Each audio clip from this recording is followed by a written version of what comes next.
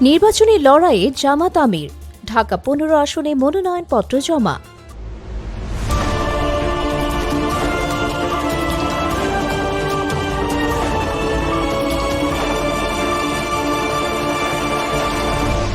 Channel CB. স্বাগতম CB নিউজে। 12 ফেব্রুয়ারি অনুষ্ঠিত হতে যাচ্ছে 13তম জাতীয় সংসদ নির্বাচন। সময় ঘনিয়ে আসায় রাজপথের উত্তাপ এখন নির্বাচন কমিশন কার্যালয়। আজ রাজধানীর আগারগাঁওয়ে উৎসবমুখর পরিবেশে মনোনয়নপত্র জমা দিলেন জামাতে ইসলামীর আমির ডক্টর শফিকুর রহমান। ঢাকা 15 আসন থেকে প্রতিদ্বন্দ্বিতা করতে আজ সোমবার মনোনয়নপত্র জমা দিয়েছেন বাংলাদেশ জামাতে ইসলামীর আমির ডক্টর শফিকুর রহমান। আমিরের পক্ষে একটি প্রতিনিধি দল রিটার্নিং কর্মকর্তা মোহাম্মদ ইউনুস আলীর কাছে এই মনোনয়নপত্র হস্তান্তর করেন।